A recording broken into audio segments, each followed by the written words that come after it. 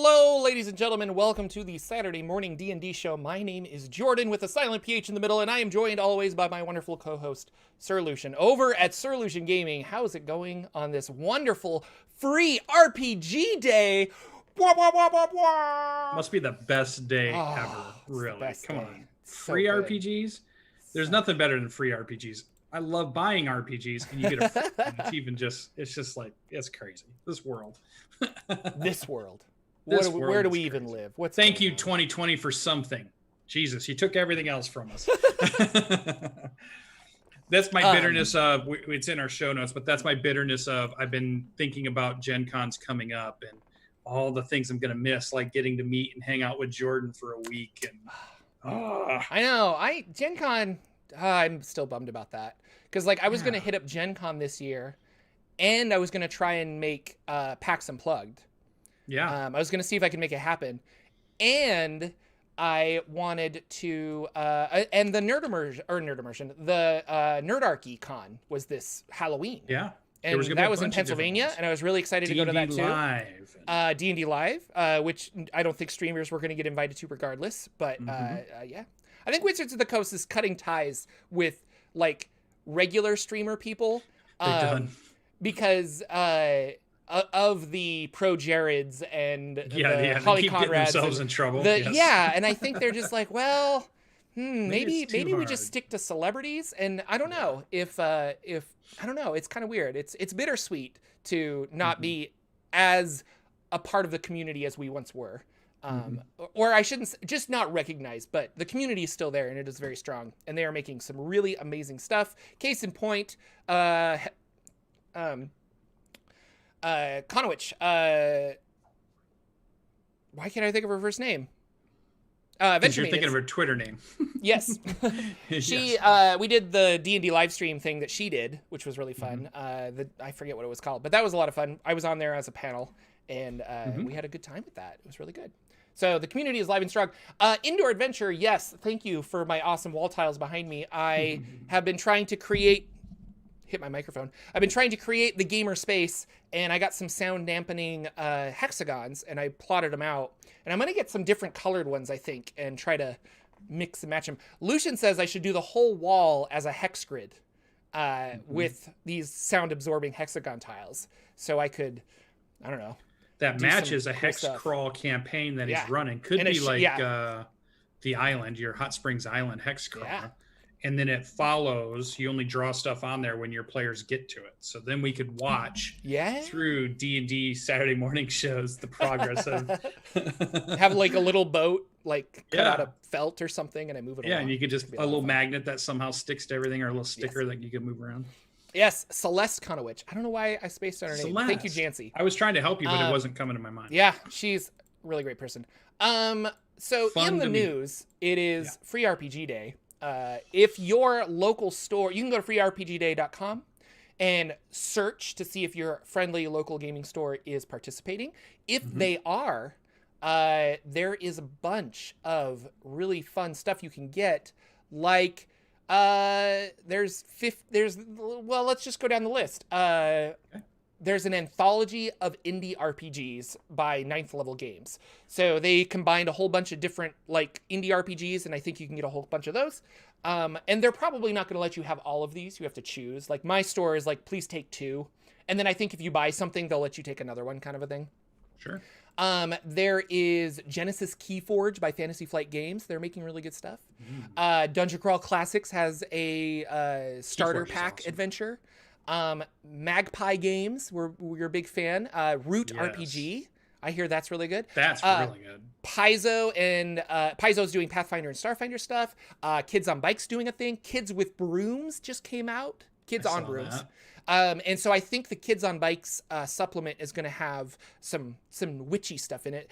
Last year they did an adventure for their Teens in Space, which was really fun. So this year, I think it's going to be, you start as Kids on Bikes and then you discover magic or something.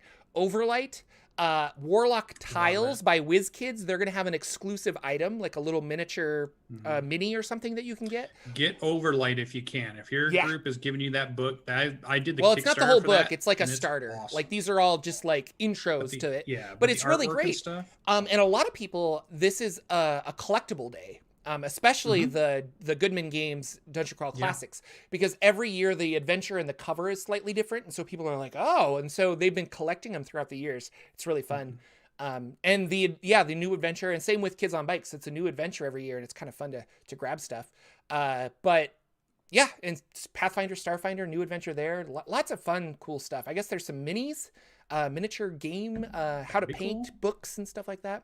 So I'm immediately going. My game store opens at noon, and that is in 2 hours. So after this show, I'm packing up my family. We're going to put our face masks on and go to Free RPG Day, and I'm excited because it's just fun. And I haven't been to the game store in a long time because of the virus, so it'll be fun to go check it out. I have not been since since they shut it down.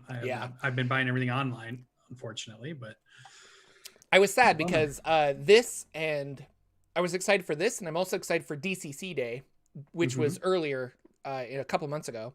And I called this same store, and I'm like, you're participating in Free RPG Day? And they're like, yeah. And I was like, well, why don't you participate in DCC Days? And they're like, what's that?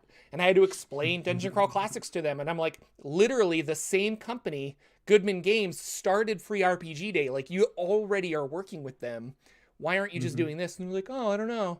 But then the other one was doing it, so I went to go get stuff, and they were not participating, even though they had the books and stuff. And I was like, well, the dream will be when Jordan and Lucian hit that jackpot and we build our own game store, our own brick and mortar game store. We'll do it right. We'll do RPG Day. We'll do DCC Day, free comic book day, free everything. We'll have booths in the back where you can play and stream your games. Yes. It'll be awesome. And we'll have streaming setups for it. Yeah, it'll be perfect. Yeah. So that's like my exciting news. I was really excited. I put this in our notes solution about running older adventures. I think I wrote that when I didn't know what we were going to talk about, but now we have a lot of stuff to talk about. So maybe I'll move that to when I talk about my games. How about that? All right. Well, while you're doing that, then a couple of things that we saw come out on Twitter where we first kind of saw it. And then if you watch the Dragon Plus video, which we'll talk about here in a second, they mention it. They're starting to get it out there. If you go over to Hasbro Pulse had put out a new board game. So we saw a new board game pop out that was a Dungeons & Dragons board game. And kind of like an introductory to playing D&D type stuff, even if you're not necessarily playing 5th edition standard RPG, but they always like to have a board game out that kind of helps as like maybe a starter step to maybe get people to thinking about playing a role-playing game, because it's always board games. You can be a little bit more concise on the rules. You can scale it down to the amount of time that you want it to be. So maybe you want it to be an hour session or a 45-minute session. You want 4 to 6 players, and you don't want to have to put too much stress on people setting it up. So board games have always been a great way to use as a way to introduce and get people to think about more complex games or the RPG tabletop games and stuff. So they got a new adventure game out. It looks pretty fun. Looks high quality. I wouldn't mind trying it out at some point. I was hoping, like, again, this would have been something that I would have probably tracked down at Gen Con and would have tried out if I could find it, if somebody had it at a table or something. Just to see the feel of it, get to play it a little bit. I like all things Dungeons & Dragons, so that was cool. But they also had mentioned, not only did they put that out, but for those of you that are bronies or fans of My Little Pony, they also put out these Cutie Marks and Dragons figures, which were 5 different My Little Ponies based off of some of the classes in Dungeons and Dragons that you could also pick up from Hasbro. So a couple of things that Hasbro do in their time. We always talk about how Hasbro is the overall company, and they're always asking their divisions to work together. So that's why we get the crossover from Magic the Gathering and Dungeons and Dragons so much, because the company owns both. And this is, Hasbro is a toy company. Hasbro is they make board games and things like that. They make stuff for kids. And so it seems like a natural tie-in for them to have something out on the market right now with Dungeons & Dragons, because it's just super popular. And it really is, we should be appealing to the kids. I think right now, 5th edition and all the stuff that we've been doing really appeals more to the adults and the 20s and 30s and people coming back who hadn't played since college and all this.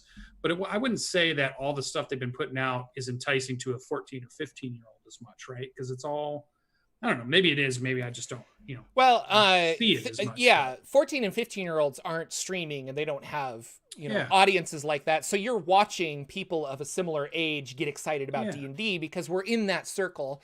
But no, like those, there were lots of D&D clubs at the schools that my wife worked at and things like that. Like a lot of the kids are actually really interested in it. The kids are all right, So where's the advertising coming for them? I wonder where they're seeing it then. Are they... I don't know. We're not the demographic. We're probably not getting those advertisements. Were they watching, I bet Stranger they're Things? watching. I bet they're watching Critical Role and things like that. And it's going to be like word of mouth like it was back in the day. So I think the teenagers like Critical Role. All right. I bet they do. I'll go with that. But yeah, this board game Adventure Begins is, again, another attempt by Wizards of the Coast to make Dungeons & Dragons a DM-less system, but still play Dungeons & Dragons. So everyone in the game can have their character, but at the same time, how do you fight monsters and how do you do this? And I have some of the games over there that they've attempted this with the 4th edition. So they took kind of the mechanics of 4th edition and simplified it down. And it's The Legend of Drizzt and Castle Ravenloft, Wrath of Ashardalon. The Candlekeep stuff. They did Tomb of Annihilation. Yep. Those were the same things. And and I've played those, so I can talk about those. But yeah, you have your character and you kind of like walk through. And if you encounter a monster, everybody at the table kind of controls the monster based on its cards. And if it's on this situation or if it's next to somebody, you follow the plan of the card for that monster. So it's kind of like everybody's trying to win, but you're also the monsters trying to kill your own players and things like that. This game seemed very similar. I don't know if you watched the How to Play, but no, I did not yet. Okay, yeah. So you have a deck of cards, and you when you enter into an area, like, oh, we're in a city or something, all of your characters are there, and as they move, they can collect experience by fighting different monsters. But when you find a monster, you flip open a card, and then the person whose turn it was to be the DM in the DM-less system flips over the card, and they can read through, okay, this monster does X, Y, and Z. If I roll a die that either tells me what it does, or if the situation presents itself, like it always attacks to its left or something. And so, but at the very end of this, all 4 of you attack the main monster, which is like a dragon or a beholder or something like that. They have different scenarios you can play. And I imagine a board game like this will go further with expansions of here's new characters you can play, here's new this, because the Legend of Drizzt and the Castle Ravenloft, the cool thing about those is I could take my characters from Castle Ravenloft and play them in the Drizzt scenarios, which were kind of fun. Yeah. It looks like I can see like a dwarf with a battle axe. Yeah. It looks like there's somebody with a bow, probably a mage of some sort. I can't quite tell what the third There is a human sorcerer. There is a red dragonborn rogue. There is a dwarf fighter and an elf bard. Those are the 4 characters you can choose from. All of the monsters have hit points. As they get hit, you lower it down. The DM has the DM in the DM-less game, because it rotates of who's actually the DM. But they have a D10 that they roll for all of their stuff, where you have a D20 to roll for all your character and stuff. No, it looks fun. I think it's a good way to introduce, because it's like 10 to 14, I think, is the age group. And that's a perfect group to be like, hey, I don't know, like, you like board games, let's try this one. And then as we grow, as you get bored of this game, it's like, oh, actually, we can take that elf bard and you could build it in D&D 5e and things like that. So and you don't have such a linear adventure, and you can have some more dynamics to it. There's a game ready to accept you to say, now you want to really see what some really good stuff is. And I will apologize, because if you go to Hasbro Pro, like I just did, I'm now flipping through the pages and I'm like, wait a minute, I can get Deadpool miniatures that look really cool. And wait a minute, there's a new Transformers Generation box with the top. Wait a minute, there's Cobra Commander from G.I. Joe. And I can't stop looking at all the cool stuff I can get from Hasbro Pro if I like, action figures and such. So I apologize for that, but I hadn't even seen that site before. So old man Mulligan. So I think it's cool. It's funny because I really wanted to play the Legend of Drizzt game that I got a long time ago. And I think me and my wife played it once, and I've tried to get other people to play it, but nobody's really interested. And since we're all the people that would be interested in it also play D&D with me, we just play D&D for the most part. Yeah. Well, Tomb of Annihilation was the same. It was fun for the minis, and I ended up using all of the minis that came with that game for regular D&D. So, but yeah, I don't know. It's kind of funny. I have these games, and I'm like, I've actually played it once. So yeah, I've almost bought the Tomb of Annihilation version of the game you're talking about, board game, because I thought, well, I could get people to play it, but I never could find anybody that wanted to play board games. I can find them play role-playing it. Yeah. So then I bought it on Steam because you could play it on Steam as a computer game. PC version, and so I got the idea of what it was like, but it still felt like it'd be fun as a board game with a group of 4 or 5 people doing stuff. So I still would like to experience it in that version, even though I played the electronic version by myself to see it kind of a little bit how it worked. But I still wouldn't mind playing that. I always thought that'd be a good Gen Con at the hotel after you've gone through a great day of playing games and shopping and meeting up with friends, and then get some beers out and then put it out on the hotel floor, and then just, have 4 or 5 people play till the night goes by. So good stuff. So that is Adventure Begins. Should be fun. I think it comes out probably Christmas season, so October, I'm guessing. Chris Perkins is tweeting little tidbits to get excited for Icewind Dale: Rime of the Frost Maiden, and I put this in because it was just too hilarious. There's a new scroll, a new magic spell in Rime of the Frost Maiden called Scroll of Tarask Summoning. And it is a legendary scroll, and you use an action to read the scroll, which causes a Tarask to appear in an unoccupied space you can see within 1 mile of you, and then the Tarask will disappear when it drops to 0 hit points, and it is hostile to all creatures other than itself. So it's like a nuke for Dungeons and Dragons. It's just kind of crazy. And how are you going to get it to drop to 0? Well, it's just kind of, and I don't know. And then it just lives forever. It's interesting that it doesn't have a time limit. You would think that it would last like a week maybe or something. Cause but I don't know. I've never fought a Tarask. I've never used one as a dungeon master. I know it's like the monster of monsters. That's an in-game boss there for sure. Yeah. But it also is very slow. And so I don't know. Anyway, so that is a little bit of tidbit. I like Chris Perkins when he writes adventures a lot. And he didn't work on Descent into Avernus, I don't think. Or at least not as much. Because he was focused on that. He was focused on that starter set that they did. And apparently that one is really good. And Descent into Avernus is not a bad adventure, but I remember reading it and I was like, it's not for me. But like I think back to the ones that Chris did work on, like Tomb of Annihilation. Great adventure. Really like that one. And so I'm super excited for Rime of the Frost Maiden. I think it's going to be cool. And he seems excited about it. Yeah. You can tell he likes the idea. He keeps referencing that, it was John Carpenter's The Thing was inspiring it. They wanted another horror-based kind of thing. They wanted the environment to be a big factor. And you can tell he really put a lot of thought into it. And I think that'll make it a good adventure for sure. Dragon Plus video. Our friends, Jeremy Crawford and someone that I don't remember. Bart Carroll. Yes, he's the editor of Dragon Plus. Yeah. They were talking about the feats that we talked about last week, maybe the week before. They were the Unearthed Arcana feats that kind of let you dip into other subclasses. So I don't know. Talk about feats. You watched the video, I assume. I skimmed it.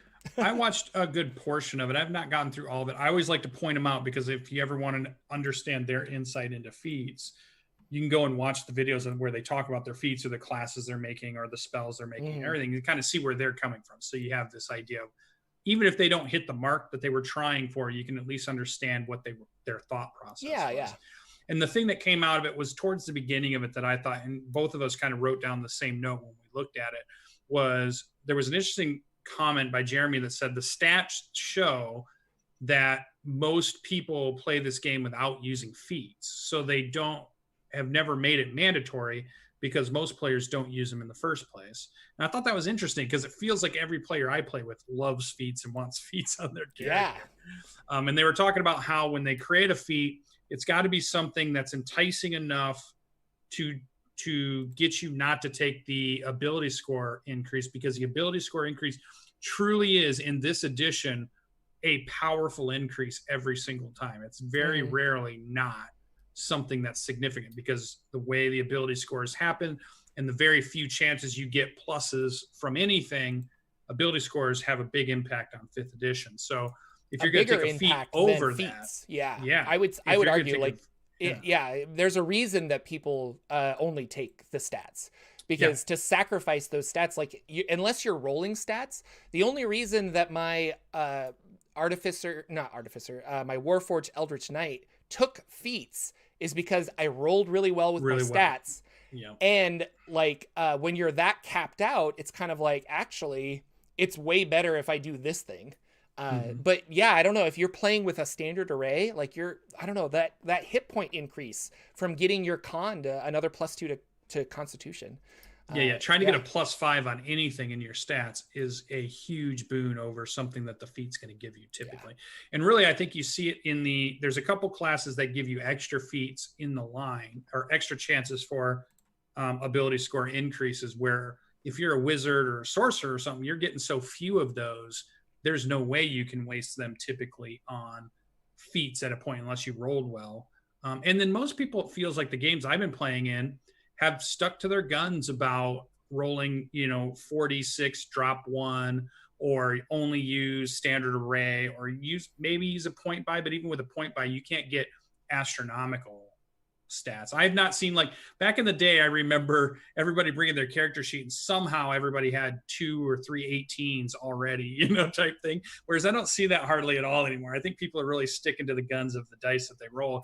So you've got a lot of 7s and 8s and 9s that people have to work around, and maybe some 13s and 14s and 15s. Maybe you got lucky enough to roll a 17 or an 18, but I haven't rolled one in a while. I think 17's been the highest I've rolled for my characters in the last couple of times. So yeah, I think it's really interesting. But I love what they talked about is feats and multi-classing. They look as the same thing, and they look at it as a way to take these characters into another level, but take them into different directions to play around with character concepts that they couldn't go if they stuck right in their class, right? If they had to stay with what the class gives them, there's some variety there, but it is kind of narrowed, right? But if you really want to open that up, then that's where feats or multi-classing come in and let you do that kind of thing. So they didn't make those things automatic. And they do know that a lot of people can get paralyzed by a lot of choice. So if feats were mandatory in the game, like if during character creation Pathfinder, you had to pick a feat. You choose feats, Pathfinder second or you had edition, to pick 2 feats out of a list of 100 of them. Yeah. That's another big thing for a brand new player who has no idea what's going on in the game, to sit and think, well, now I got to make 2 decisions that I have no idea what they're going to do. So it's just another thing to add on top. Yeah, I think, and I wonder if these Unearthed Arcana feats are going to be part of, let's throw away the old system, and you either get feats at 1st level and 8th level, like at a certain amount of time, or if it's one of those things like, and especially these multi-class feats. Like I'm thinking of the Eldritch, the Warlock one, where you can get some Warlock invocations. That seems very story driven. So in our game, if I'm level 5 and it's like, no, like through the story, my fighter made a pact with something, then the DM could just give me that feat, rather than being like, now if you want to, you can take levels in Warlock. And it's like, well, I don't really want to take levels in Warlock, but this way you could still be a fighter, but you get this extra stuff. And I wonder if that's how feats are going to change, where it's like, okay, during your downtime, you're now level 10. During your downtime, you guys can have some kind of, like, what are you doing? And it's like, I want to do this. I want to do this. And so, okay, you get the cooking feat. You get the magic initiate feat. You get this. And I like that idea of feats being story driven, as opposed to, you just get it at level 8 because why not? And I wonder if that's kind of a direction that they're going to go. So I don't know.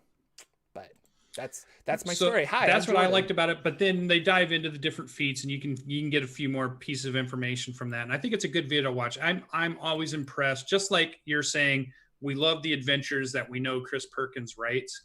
I love listening to Jeremy Crawford talk about Dungeons and Dragons. I love the way his mind thinks. I love the way he articulates the ideas. I'm just a huge fan of listening to him talk about why they do something or how they do something. It just fascinates me. So if you're also a fan of that, definitely check that video out, because we haven't really gotten a lot of other videos from them. It's clear everybody's working from home. Yeah. Their online presence went way down since COVID. If you go to their channel, they've got 4 or 5 different live games running, but you're not seeing the big groupings of videos that they used to have back when everybody's in the studio and they're doing all kinds of stuff. And it feels like they pulled back from that a little bit. So anytime we can get a video from them, it's nice. So I like to go check it out. But and the feats were cool. I mean, I know some of our players were looking at some of those feats thinking, hey, I wouldn't mind trying some of them out. I didn't see any that I immediately thought I wanted on my character, because I went with a feated character this time. Most of the time I don't. You didn't go with a finned character, or a fetid, like a one with fins? You went with feet? Fins, okay. yeah. Armed character. I went with an armed character, not feet. Sorry, I was confused. You had to get the pun in there. Yeah. Dad jokes all these times. He's a father. But I did take sharpshooter, so I have a character that's based heavily around this cool feat that is pretty powerful for the character, whereas most of the time I'm not taking those. But it's interesting. Or I haven't multi-classed yet either. I haven't really played a multi-class in any of the campaigns. One of these times I'm going to unleash it on our Australian Dungeon Master, Danimal, and I'm going to do some crazy, like, I'm going to take 2 levels in every class or something stupid at some point. Or 3 levels in everything. Yeah. The Puffin Forest guy. Yeah. he has a great video where he made a character called Absurd that is absurd. And he took 1 level in every class, and it was so funny. Yes. So funny. Yes, that would be great. So when he kills me off, because he's done a good job of it trying to kill us off so far. But we'll talk about that later in the show when we get to our games and stuff. So go watch it. Yeah. Gen Con is soon, but it is online. Not this weekend, but next weekend, I think, is Gen Con, right? My August sad 1st or something? Con. Yeah. So it was supposed to be at the end of July, beginning of August, and I am not participating.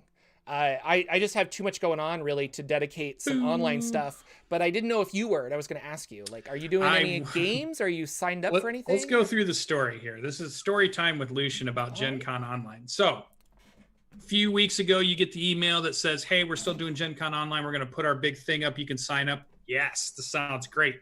I do all the stuff. I get my free ticket, and then I get on there and I create my wish list of all these games that I'm like, wait a minute, I'm playing from my house, right? So think of this. Normally when you're at Gen Con, you plan your day around, well, if I take something in the morning that's 3 or 4 hours, I got to get something to eat, because then I'm going to do another 4-hour thing.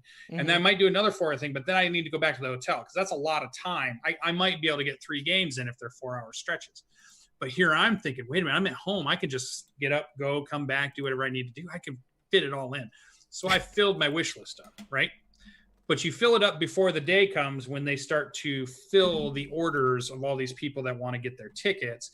And you're just in a pool, and you might get them depending on how you're processed or not. And that's the bad thing that's always been about Gen Con, because there's so many people that want to play in these games. Well, the day that you were supposed to go push the button to say process my wish list was a day that Lucian was training clients for his fantastic new job that he had. And he couldn't get done until 5 p.m. is when he went to go try to push the button and got in none of the games from his wish list. Oh. Those are all filled. So now I am going to pivot. I took the days off. Actually, I still took the days off for Gen Con. I'm gonna, Wednesday, Thursday, Friday, Saturday, Sunday. I'm going to pivot and try to play board games online if I can, and get into things day of instead of trying to sign up for them ahead of time like I always do at Gen Con. So that's my story. If you're ever going to do those things, fill out your wish list and make sure whatever the day is, they're going to process that. You're up early in the morning or whenever it's about to start, so you can hit your button and you can be one of those lucky people that get a seat at a really cool RPG game. Because I had stuff for, I was going to play some Starfinder. I was going to play some Pathfinder. I was going to play some Kids on Bikes. There was a game I was going to jump in on that one. I was going to try to get on a Fall of Delta Green, which was an RPG I got that I wanted to play. I was going to get an Overlight RPG because I hadn't played it yet, but I'd been in the Kickstarter and I wanted to see how it worked. Didn't get in any of those. So sad days for Lucian. But I'm going to try to find stuff. So hopefully I can find that. I didn't see any Numenera stuff out there, so I don't know if Monty Cook put their stuff out there, if they're even going to do it. I'm going to have to take a look and go back. I bet a lot of people are just like, no. We're not doing it. Like, yeah, I'm sure. I don't know. It's that, and that's hard for a lot of those companies because they make, I mean, like, it's like Christmas. You make so much money at Gen Con. That was the thing I was looking, when my sadness comes from walking through that hall like a kid in a candy shop and thinking, oh, look at that RPG. Oh, look at that RPG. Oh, look at this box set of something. I want this and I want that. And I had a huge budget to go this year. I've been socking money away because the job's been doing good. I'm like, oh, I'm going to get to go buy all this stuff. Nope, I'm not going to be able to walk any of those things. So I don't know how they're going to advertise all the new games and stuff, because that hall is usually filled with new product, not just stuff that came from before. I would say 3/4 of that stuff, somebody's showing something they've never shown before. It was new stuff that they're putting out right now. Where are we going to find all that stuff right now? I don't know where you even go look to find all the stuff fantasy. I mean, I guess you go to Fantasy Flight's website, but usually you walk through there and you've never even heard of the company. And you're just like, oh my God, they've got some really cool game here. I've never even heard of who they are. So how do I find them this year? Or I just you advertise on YouTube. So contact Jordan with a silent PH in the middle at gmail.com, and he will, I'll advertise for your company. It'll be great. Yeah, send me all your games and I'll put it all the games. I will play the ones I enjoy. I like that. What else is going on? I will be playing. I assume we're going to have a show next week on Saturday. Yeah. But I'm taking Wednesday through off, and I don't know if I'll stream stuff, but I'll definitely be able to talk about it next week on our Saturday show live from Gen Con Online. And tell you all about all the cool stuff I've been doing if I was able to find anything cool to do. Awesome. Awesome possum. Okay, what else is going on, Mr. Matt? Oh, there was a really good Matt Colville video about where executive power comes from. He uses the example of the Black Panther movie to describe it. And it's in a way to, if you're trying, it's the fourth and last video in his diplomacy and it's the running building, the game series, but running games. Yeah, because he said he was doing 4 of the ones that have to do with, bringing politics and intrigue into your game. Mm-hmm. And this was the last one for that, but it was really well put together. I loved listening to it. It was quintessential Matt Colville for me, who I'm a huge fan. So I may be biased. So if you're not a big fan, maybe you're like, it's just an okay video. But for me, I was just like, this is really good. And I loved it. And don't watch it, I guess, if you have not watched Black Panther, because I guess there's some spoilers in there, but maybe you should watch Black Panther before you go watch it. I watched it 2 or 3 times at this point. Really good. I recommend going. And I like the idea of, if you want to put politics in your game, the way he breaks down how power works and the things you should be thinking about as a dungeon master, to even if your players don't think about that, having yourself think about it makes your game feel a little bit deeper and a little bit more connected, which I liked. So cool. That was good. I think that's our news, unless you found anything else to talk about. No. I was just really excited about Free RPG Day. Super excited. Which leads us to Bardic Inspiration, which we need to talk. I don't know if you were in the live show chat. I did. And while you said it, Bardic Inspiration, I clicked the button and everybody just heard the first one. All right. While yes. You said that. So Taylor, wonderful fan of the show, they made us some MP3s, and we have 3 of them. And so I'm going to work this into something else, but it was very nice of them. And so the first one goes like this. Now on YouTube you'll hear it. Yeah, so it's on YouTube and it's on the podcast. I'll play the second. You just heard the first one. I already played that one before, but when he says the second one, Bardic Inspiration. I like number 2. And then number 3 is Bardic Inspiration. Actually, 3 might be my favorite. Those are really good. I think I liked 1. I think 1 was my favorite in there. Oh, we'll talk. Good job, Taylor. But anyway, thank you so much, Taylor. These are great. Very excited to work them into the show. We're going to have to coordinate, Lucian and I, because Lucian streams to Twitch on his end, and I stream to YouTube on my end. So our audio is not synced up in that way. And I think it would be, no, if I broadcast my desktop audio through my microphone, so that would just be weird. So I don't think. No, we just have to key off when you're saying. We'll have to, I got it right the second time. But per usual, 10 minutes before the show started, I tried to create a bardic inspiration because I didn't have one, and I was thinking a lot about campaign settings, and I was thinking about unique races for those campaign settings. So the big one, Eberron, you have Warforged. Warforged was like a big, like, oh, you can be like a robot, like a magical, that's kind of crazy. And then Dark Sun had the Thrycreen, which were these like ant-like insectoid creatures. Like, oh, that's kind of crazy. Dungeon Crawl Classics Peril of the Purple Planet has creatures that are native to the Purple Planet that you can play that are like more of these weird tribal things. And so anyway, it got me thinking, if you're making a homebrew world, which I'm trying to do and a bunch of other stuff, does your world, is it almost like required to have a unique race to be a cool, unique world? Because like when I think of Warforged, I think of Eberron. But when I think of Wildmount and Matt Mercer, there's not something in there that I'm just like, oh, that is like Critical Role. Like, you know, because he's kind of adopted all these other races into that. Even Eberron has its custom classes, and Dark Sun handles magic a lot different. So I don't know, like, how do you do that? Like, does your homebrew require a unique race? And then I was hoping that maybe we could come back or talk back and forth and come up with an idea for a unique race. Like, where do you start when you're trying to do that? Thoughts, opinions? I want to do it. Yeah. Like in my world, I did this a little bit because I wanted mine to be a little bit unique. And though my players have only touched base on it slightly, I brought in a bear-like race. It was like a bear folk.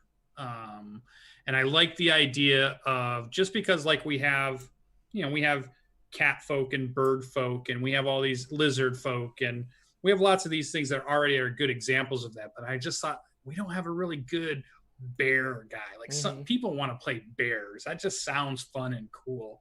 And so I brought that in, and from the place that person's at, this is spoilers for anybody that's in my campaign when I get back to running it. The place that person comes from actually has lots of unique races, because what I wanted to do is have an old world that had the Forgotten Realms stuff, but then the new world that was completely different from Forgotten Realms on this other continent. So it was almost like, it would be like when people sailed across the ocean and they met, Aztecs or Mayans, was a very, very different culture than Eastern Europe, or even Africa, or even Western Europe, or China or India, or in those places. It was so different that the persons, when they met each other, looked at each other like, we look so different from each other. It's crazy. So I wanted that same kind of feeling, that they're coming from something they know, Forgotten Realms, and they understand, tieflings and elves and dwarves and cool stuff. And then this continent of, oh my God, what is all of this stuff going on that we've never seen before? And it's all going to have its own kingdoms and empires and customs, and it's all going to be all these other things. And they've only seen one little piece of it. Eventually the campaign will go that way. So I think it's fun, and it's your chance as a dungeon master to add something like that, to use that creativity. I imagine if you make your full-on campaign homebrew world that's nothing like Forgotten Realms, but you're making your own totally wholesale, you got to add something like that in there. There's got to be a hook to it. Yeah, I feel like it really, I don't know, like what's the word I'm looking for? It I guess hook is what you just said, and that's a great way to do it. Like, there's got to be that, and in this setting you can be a robot. Like, what? And I like that. I also have been toying with the idea of making different races less common or more common. And for example, I like the idea of there's fantasy things, we have elves, we have dwarves, but like, what if elves were hunted to the point of extinction for some reason in your world? And so if you're an elf, it's a big deal. Like, there are not a lot of elves. Or tieflings are only created when somebody makes a pact with something like a fiend. And so all tieflings are humans that have made pacts with them on some level. And that's why they have those, innate magical abilities and dark vision. And that's why they have purple skin and horns and things like that. So I like that aspect of it's you made that choice a long time ago, not your parents made that choice and now you're suffering the effects or something. And so there are 12 tieflings in the world, and it's a big deal that you're a tiefling, and you're probably going to want to hide yourself, being a tiefling. So I don't know. I like, but I also was thinking about it.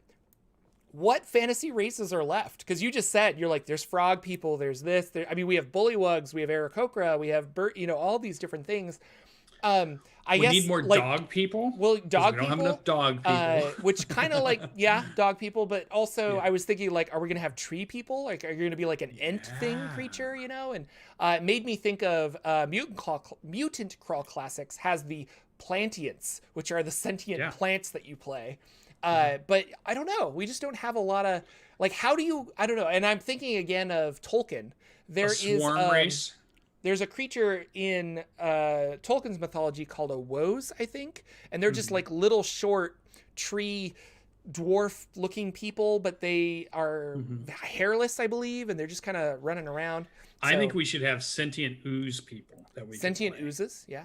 Like you could play a swarm would be interesting. Like a swarm. I am literally 1 million ants. So I have 1 million tiny brains all working together.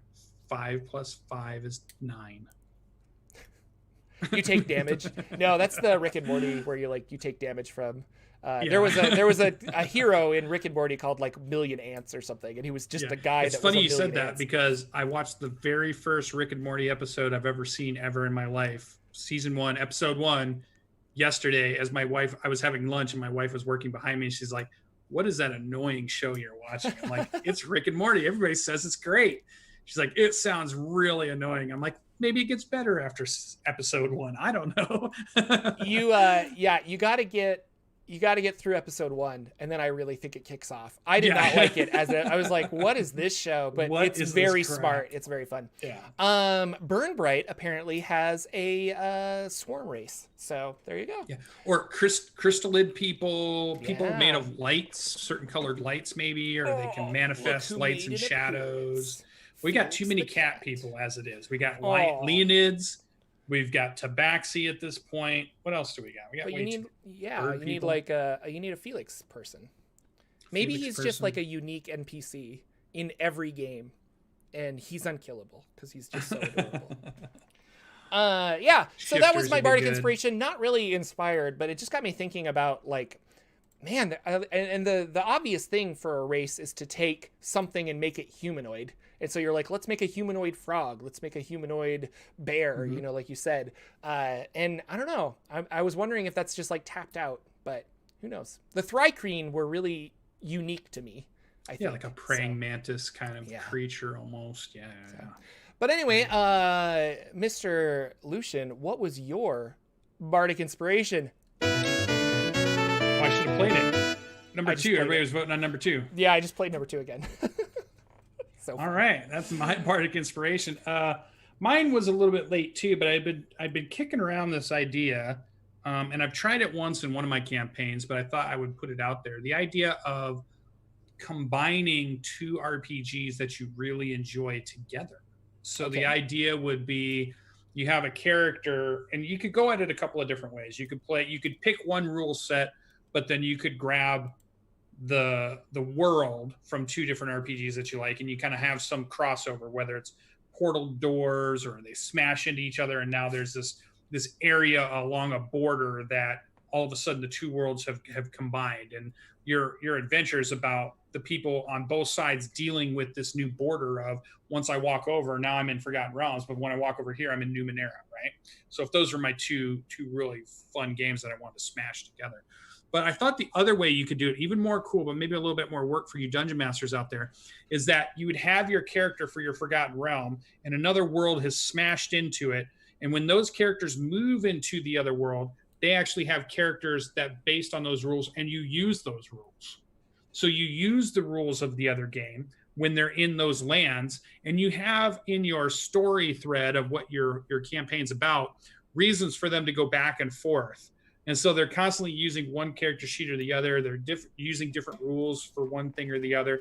So you're getting some real different gameplay out of certain sessions depending on where they decide to go. They're like, well, we're in Waterdeep right now, but we know we need to travel down to where Daggerford used to be, but now that's where the new Numenera town of Silverspire is or whatever. And now that's a whole new world, but we've got to go down there to do something because we're looking for an artifact, or we're looking for an escaped convict, or we're looking for somebody who stole something from us and they went there. So now we got to go there.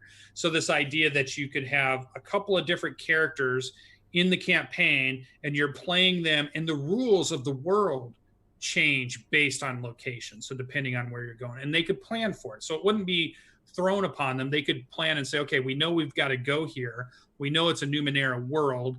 We know we should take some of this stuff with us. Or can you take things with you? Do items move across? Or can spells still sort of work? Or is there a way to bring in, and then you can kind of play around with, are they able to meld some of their stuff together in both worlds? Maybe they're the only people that can do that, and that's why they're part of the campaign. So, and the reason I thought it was interesting is because a lot of times Dungeon Masters, we have so many ideas, but we also come across so many other RPGs that we can't ever convince our players to also play. So this might be a good chance to introduce them in small parts, that if they stumble across the barrier into another town or through a door, all of a sudden they're in this, and you can give them a little taste of it, but they can still go back through the door. It's not like so much that we've stopped playing this and we're only playing the other one. It's you get as much as you want. So the players get the chance to kind of go between the different worlds that they want. Now, the one I did was, I call it my Black Door campaign as an experiment.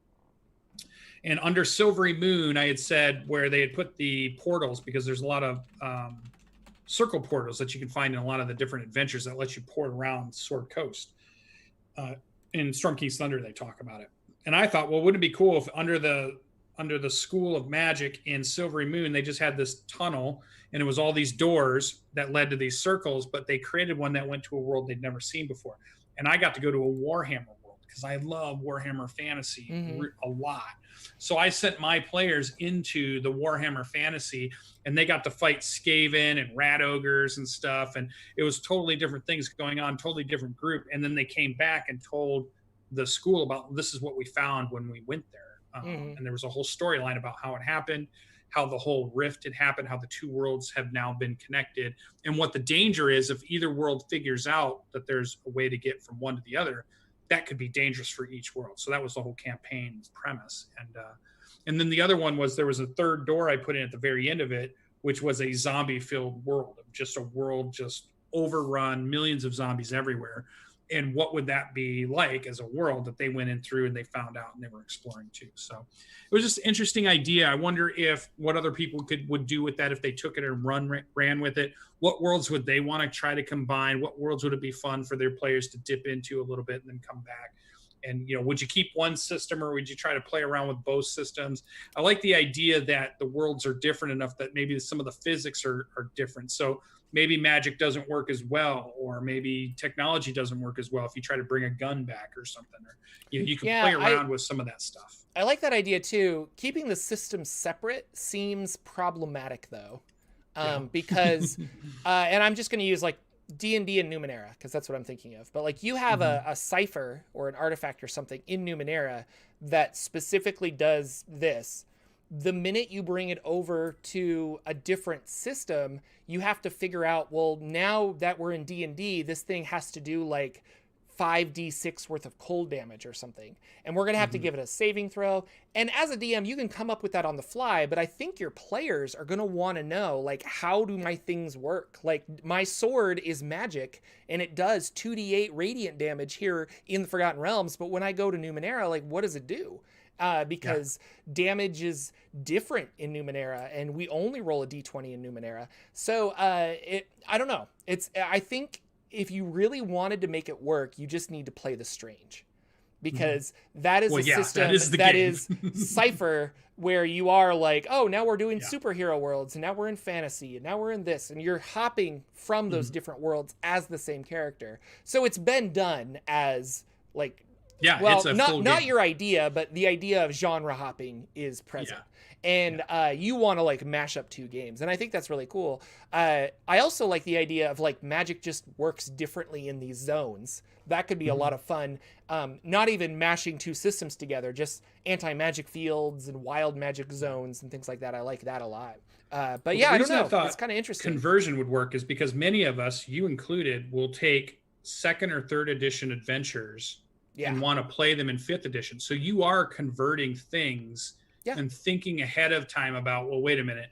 In this adventure of 3rd edition, this was a something weapon, but now it needs to do this thing, which is different in how they handle it in 5th edition. Or so some of us have and we have done some of that conversion stuff. So that's what made me think, well, maybe we would be willing to do some of that weird conversion thought process, only if you liked it. Like, you would not want to do this if you think about having to convert this thing to make it work and this other thing seems tedious to you. You're right. This is not the setting for you at all. But if your brain goes, well, wait a minute, that would be kind of fun to figure out. If it did this in 4th edition, the adventure I grabbed it from, and now I'm using it in 5th edition, what does that really mean? What does it really do?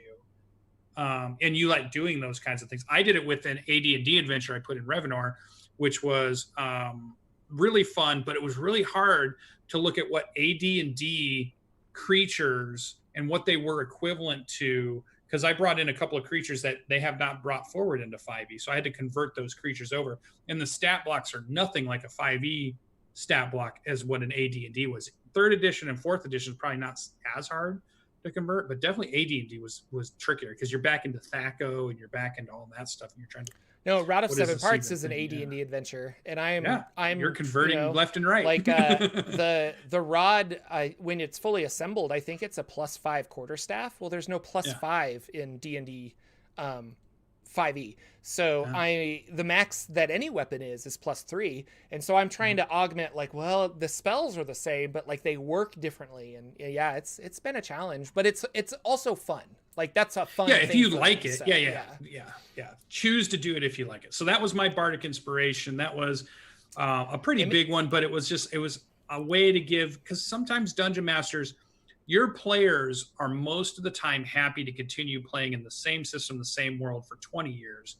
And some dungeon masters, if you're like me, want to do that, but they also want to branch out and try some other things too. Like, they have some other interests besides just running the same campaign, the same world for 20 years. Yeah. And I'm that person. I know there are other DMs that love one world long time, but I'm like, I want to jump around and play around. I want to play with some of these other things. There's so many good games out there that I want to try and see the cool things about them. How can I get them into the time that we have to game? So. Yeah, it reminds me of something I've been wanting to do, which is play through the changes in the Forgotten Realms via the games.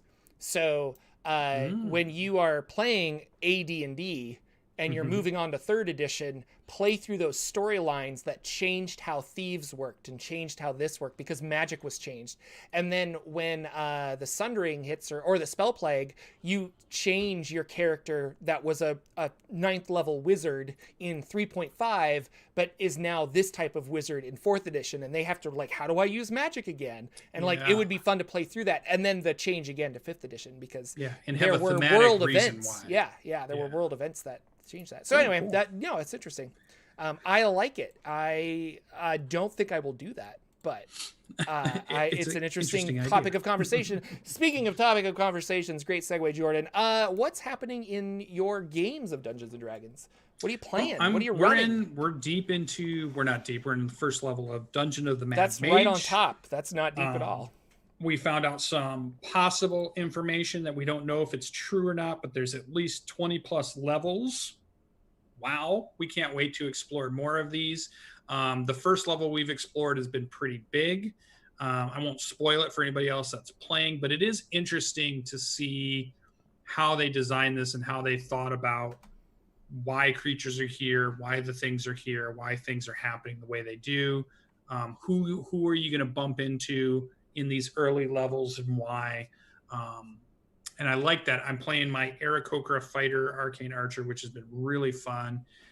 Is doing a ton of damage, which I'm sure my Dungeon Master is going to make me pay for soon, because it's just a lot. And we've gotten some big scraps. We've gotten into some little scraps.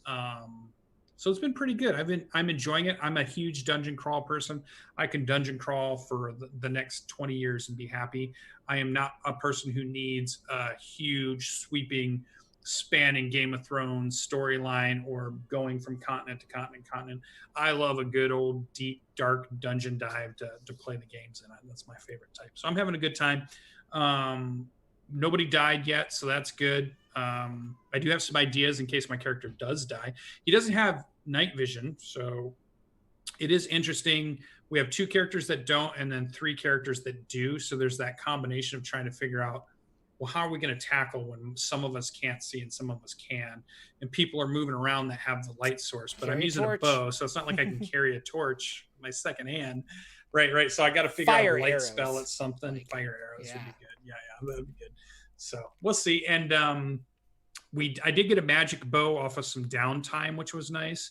And hopefully eventually we get some more downtime, and I'll have to figure out how to use that. And the other thing that I want to try to do is I want to give our dungeon master a chance to build a magic item that's kind of cool, right? Because me and you have talked about that. You love building magic items, but these unique things that are different than just, oh, here's your +1 this, or your potion of this, or the things coming straight out of the Dungeon Master's Guide. They're cool magic items, but it's also fun as a Dungeon Master to go out and build something that's, this is the last belt of the Dwarven Kings, or this is the, ring of Thestistal, and it does this thing. You can build whatever you want. Yeah, even giving it useless magical effects. Like you have a +1 sword, but whenever a bell is rung within 30 feet of the sword, it responds back with another bell, like it's talking to it, and you can do and then what? I mean, okay, this is a magic sword, but like, why make a sword like that? And you can give it a cool history, and maybe it has the soul of a chanting monk on the inside or something. But like, I like that a lot. That's why I like creating magic items, because stat wise, you want a +1 weapon, but like it could be so much cooler, and especially if magic is rare in your world, then the reason for this magic item is kind of important. Or the idea too of an item that has several properties, but they only become apparent later on in levels, or the longer you've had it, or the longer Wildmount has that. The longer you're attuned to it, and it's up to the DM's discretion, then this magic item kind of levels up. And we have one of those. There's like a dagger that one of my party members has that's kind of cool. Yeah, so I think that'd be pretty fun. So that was what we were doing in Dungeons and Dragons.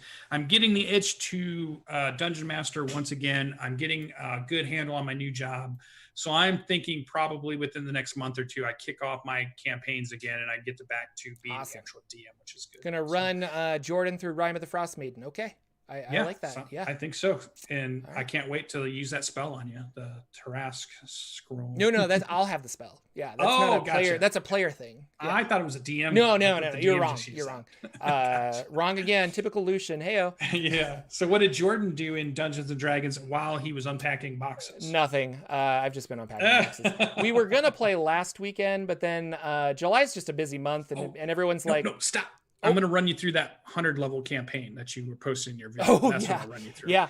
No, that's why I was talking about, I wanted to talk about older adventures, because I made that video. If you didn't see, I made a fun video about the highest level campaign for Dungeons & Dragons ever written. And it's for level 100 characters. Technically, it's for level 18 to 100 characters. Because after 20-ish, most of the classes in AD&D could continue to level, but it had very not backwards, but it had very little return. You get like maybe a little more hit points, or maybe some more magic items from the adventure that you were in. But I like the concept of it, like a level 100 adventure, and it's really cool. You get to go to the Abyss, you fight Orcus, Tiamat. It's like, I mean, it's the most end game of end games that I've seen in a long time. And it's a Forgotten Realms adventure. It ties back to the realms. It's kind of cool. So you should check out that video. But yeah, you should run us through that, because that's another old one that I was like, man, maybe I should run this when Rod of Seven Parts is done. My characters are going to be, 15th, 16th level, and that could be a good starting point to do, like, you guys got to go to the Abyss and steal the Wand of Orcus. And it could be kind of fun. But no, we were going to play last week, but people are camping and lots of other stuff because it's July and summer and things like that. So games didn't happen, even though I made time for games. This week, tonight, I'm going to play my Wildmount game. And then I believe we're on schedule to play Rod of Seven Parts this upcoming Wednesday. We haven't played in a month. It's been a long time of no Rod of Seven Parts. Gen Con Online Day 1. And that's Gen Con Online Day 1. So I'm going to try and prep Rod of Seven Parts tomorrow. Using Sly Flourish. He came out with a video a couple weeks ago, maybe a month ago. I just discovered it, though, where he's been using this online resource called Notion.so. And if you go to Notion.so, it's a website. It's a kind of like a wiki database software. I think I'm going to make like a little video about it because I really, really like it. If you want to check it out, you should go Google it and check it out. But you can also watch me tomorrow morning, 9 a.m. Pacific. I'm going to stream on Twitch, twitch.tv/Jordan with a PH in the middle. And we're going to use this software to help build up the Rod of Seven Parts and my next campaign. But Lucian, I think you would really like it. I don't know how you prep your stuff, but because you can build databases, you can say, here's my campaign database. And when something new happens, like, oh, they met a new NPC, you create a new entry and it's that name, you give it a tag of NPC, and then you write like a description. And then later you can reference that in your notes. So you're like, oh, who is that again? Oh, that's this person who's actually tied to this. It's kind of cool. It's like a board with strings, only text. But anyway, it's kind of fun. So, yeah. But I'm excited to play Joshe Manu, my tiefling wizard extraordinaire. He conjures all sorts of things. Leveled up. I got a couple of new cool spells. I think we're going to have some downtime in a larger city is where we're starting off. So I've got like a list of my downtime activities because I want to earn some money so I can start copying new spells in and maybe start a business or something. It's going to be fun. But yeah. Sounds fun. Anyway, that's our show, ladies and gentlemen, boys and girls, hamsters and mice, children of all ages. Thank you so much for watching us live, for catching the podcast, and for being awesome. We really do appreciate those iTunes reviews, Spotify reviews, anywhere you can review the podcast, you should, and give it 5 stars and be awesome, because it helps other people find the show, because we like doing it and we want to expand the audience. Anything else before we leave, sir? Nope. Tell us about your bardic inspirations in the comments, and definitely bring your friends next time, because we are building a great community here and we're having tons of fun, and we want more and more people if we can get them. Yep. I think we're going to have a special guest next week. More on that later on the Twitters. So follow us on Twitter. And without further ado, I guess we're going to take off. Goodbye, everybody. Bye. Game on. Free RPG Day. Go. Woo!